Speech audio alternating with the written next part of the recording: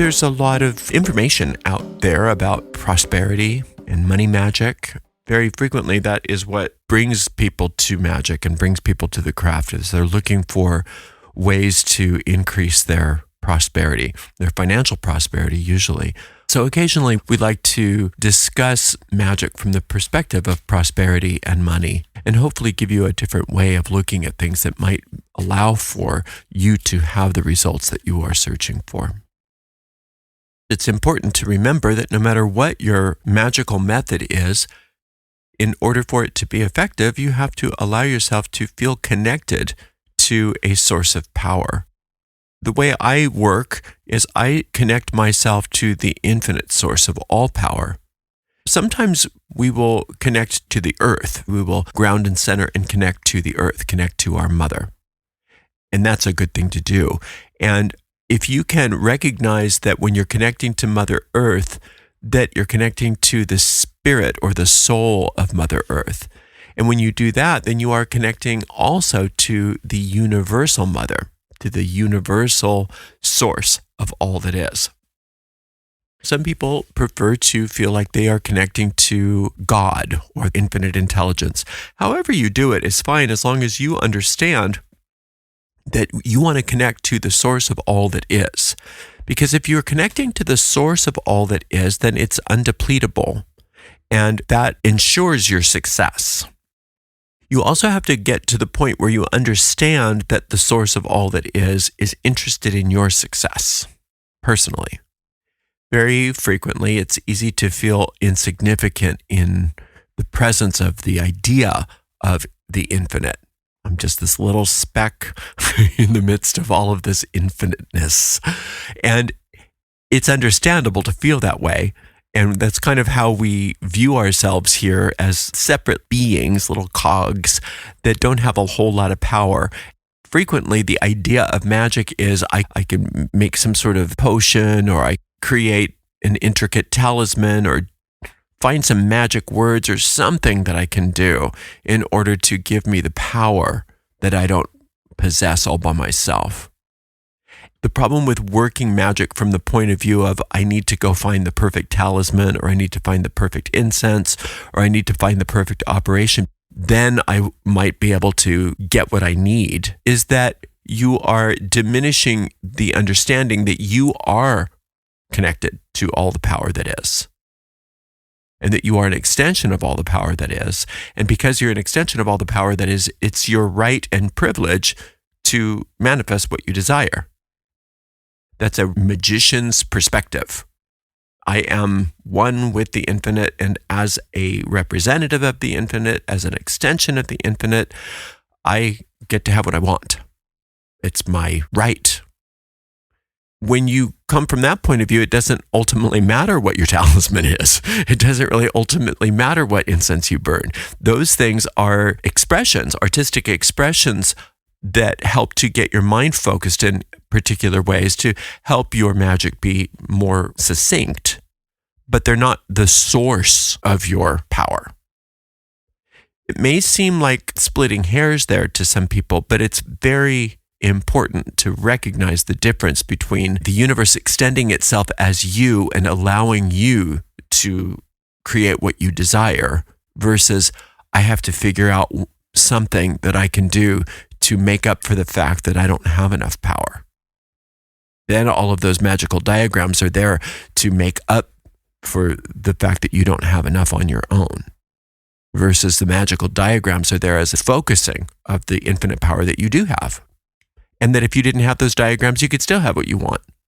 And if you never heard of angels, you could still have what you want. And if you didn't know how to ground and center, you could still have what you want, because that's your right as a child of the universe. And when you're dealing with prosperity, especially, it's true for anything, but especially for prosperity, it's so important to understand that, because much of what we go through with our prosperity issues is a feeling that we don't deserve it, that we're just not enough, that we're insignificant. And why would we be able to have more than anybody else, or even have as much as some other people? We have to fight and we have to scrape and we have to beg and we have to plead and we have to manipulate. We have to do all kinds of things in order to get our needs met here. It's just how it is. That's the common wisdom. Wisdom with a small w. But when you understand the occult perspective, and occult means hidden, when we learn how to see as magi behind the veil of illusion, everything out in our physical universe is illusory. It's not really happening. You know that. You know very well that it's not really happening the way you perceive it. If you looked at it under a microscope, it wouldn't look anything like what you think you see. Or if you were looking at it from out in space, it would not look the same. It's only seeming to happen the way it's happening based on the way you're perceiving it. So we understand that. And for a moment, if you don't understand what I'm talking about, just look at that as a given, just for sake of argument, that everything that is going on in your life in the physical world are phenomena. Those things are part of what we call the phenomenalistic world. And it's not bad that it's an illusion. In fact, it's good because it's malleable. Once you recognize that it's an illusion, it's just plasticine. You can make it be whatever you want it to be, as long as you understand that you have that power. Because if you don't know that you have that power, you won't access that power. I needed money so bad at one point in my life, and I was just going on and on with, what do I do? What do I do? And then I remembered all of this. I put myself in the right frame of mind, and I don't remember what I did. I did some sort of magic on it. And it wasn't that all of this money came to me. It was that I checked an account that I forgot to check. And there was so much money in there that I didn't realize was in there. All this time I had that money that I was going on and on about. I don't have money. What am I going to do about this money? And it was sitting in there, waiting for me to access it. And that's a wonderful image about what we go through when we don't recognize our power. It's there, but if we don't recognize it, how can we access it? We can't make a withdrawal on an account that we don't look up. There's no way I could have withdrawn that money and used it if I forgot it was even there. And that's what we have to understand in regards to prosperity, is that we are already walking on it. We already are walking on it. Everything that we could possibly need has already been given us. But our job is to recognize that, is to understand that. And to recognize it and to understand it means to realize it. And the point of view that I don't need to create anything, I don't need to attract anything, I need to realize something, is very different than what's often taught about prosperity magic, where you have to pull in money or you have to chant a bunch of affirmations to reprogram your subconscious mind so that it will pull money into you. Because the idea is that the money is not there. You have to fill up a gap. You have to fill up a lack. When you start from the perspective that you have to fill up a gap, you're starting from poverty, not from prosperity. And everything that comes from that is reinforcing the idea that I'm starting with nothing. I'm starting with lack, starting with a deficit, and now I need to find a way to fill it. And sometimes we can get very flowery with the way we try to fill these things up. We have wonderful incantations and affirmations and spells and things that we can do. And it's not that they don't work. They do work, but they're not prosperous. They are temporary relief for existential lack. It's a little Band-Aid that you put on it that helps you get through another day of lack. Whereas if you understand, first, I already have everything. It's already been given to me. Whatever I need is here. All of my needs are met. Then it becomes less of filling up of a lack and more of a preference. Less of, oh my God, I gotta get this done. And more of, wouldn't it be cool if? Wouldn't it be great if? And the wouldn't it be great if spells are so much more powerful and so much quicker to manifest than the ones that are, I have to fill up this lack. Oh, I need something so desperately. I really have to fill up this lack. Until we can find that understanding that what we desire is already here, it's going to be a challenge for us to find any kind of manifestation of abundance because we're coming from the perspective that we don't have what we want. When we realize we weren't created with gaps, we weren't created with gaps. Gaps are something our ego mind has come up with. Our ego has come up with the gaps in our lives. The infinite didn't create us with gaps because that would be like the infinite did one of several things. One thing is, oh, I made a mistake with that one. Whew, sorry. That's not going to happen. Infinite perfection doesn't make mistakes. Or the idea of, let's give them a lot to work on so that they can grow. That doesn't make sense either. You have to go through so many lives and all of this pain because it helps you to grow. Well, I understand that logically, and I can see where people might come from that point of view to make sense of this world that we live in. But infinite intelligence is also infinite love and infinite compassion, and infinite compassion that extends itself as itself in order to create you out of love doesn't come from that perspective of, I'm going to create you out of love so that you can suffer enough to get better. That does not make sense at all. So that doesn't work for me either. To me, that's illogical. The way that I understand the idea of lack in our lives is that we were created with everything that we need. And we learned how to perceive things as if that wasn't true.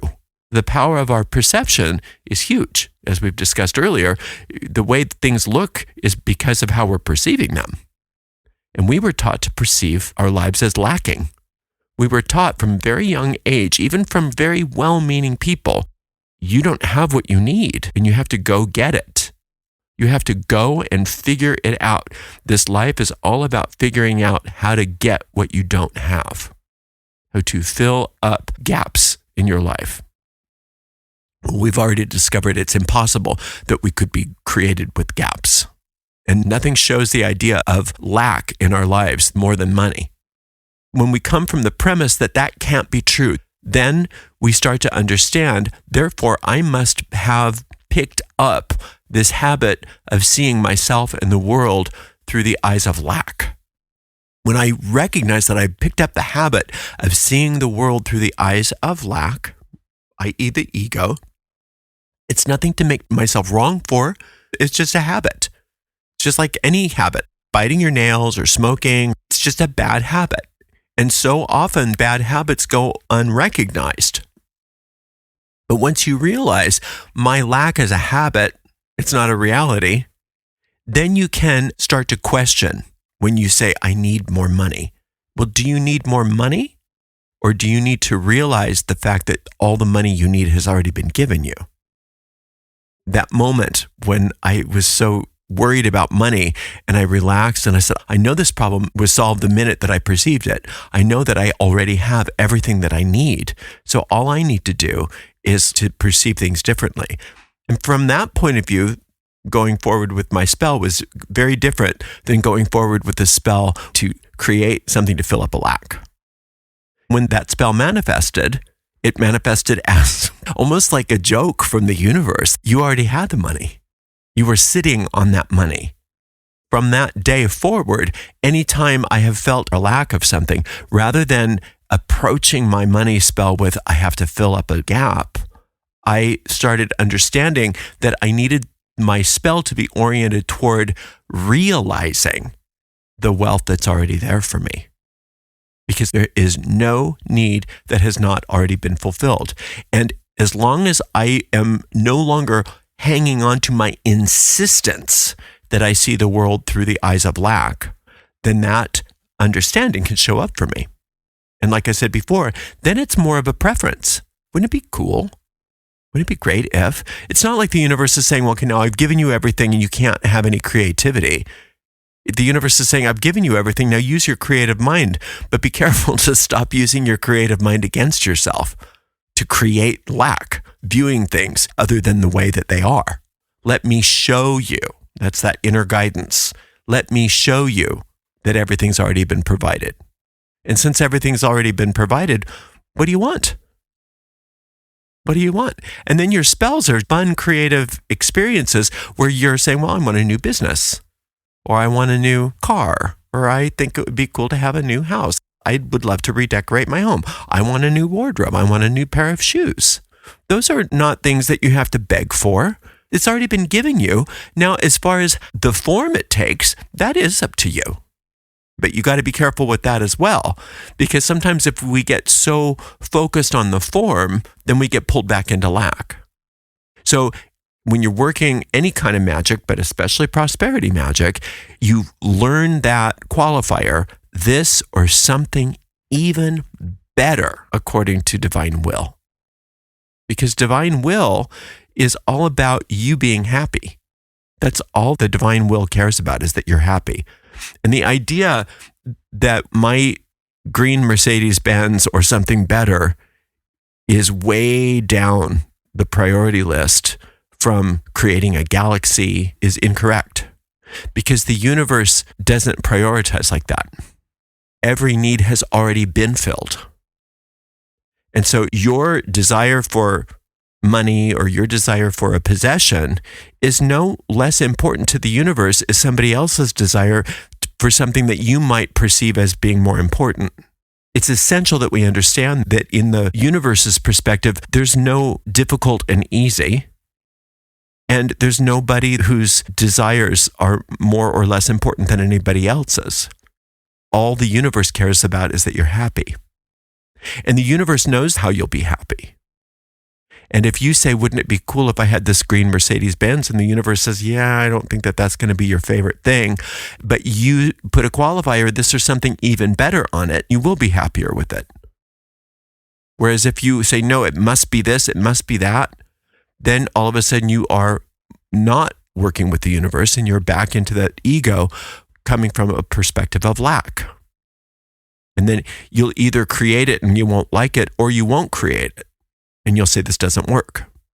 Coming from the perspective of abundance is very different than coming from the perspective of lack, although the shift can seem minute at first. From the point of view of prosperity, all has already been provided. From the perspective of lack, I don't have what I need, and therefore I need to fill up a gap. And if you can ask yourself which perspective you're coming from before you cast your spell, you will be saving yourself a lot of time and a lot of trouble, because you're going to be activating a different part of your mind that works the magic. You want the part of your mind that's connected to your eternal abundance to work that magic, not the part of your mind that's connected to your idea of lack.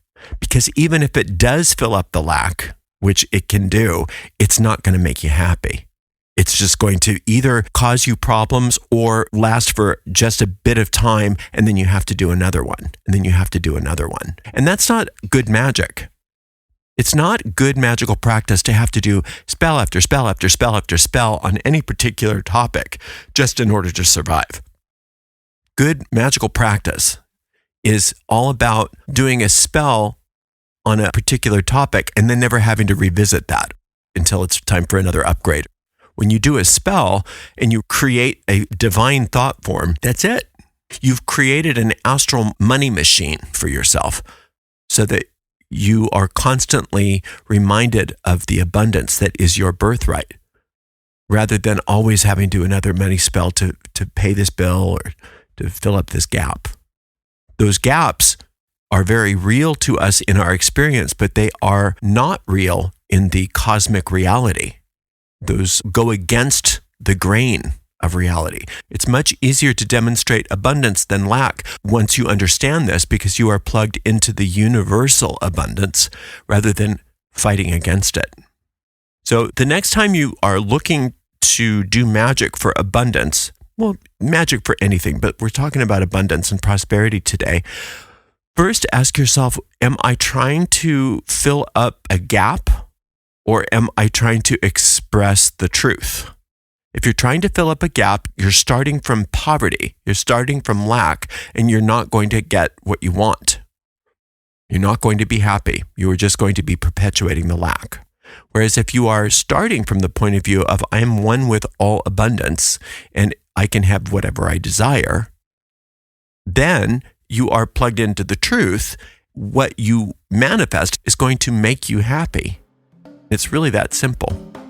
Thank you so much for spending some time with me today. I so appreciate you. Until next time, blessed be.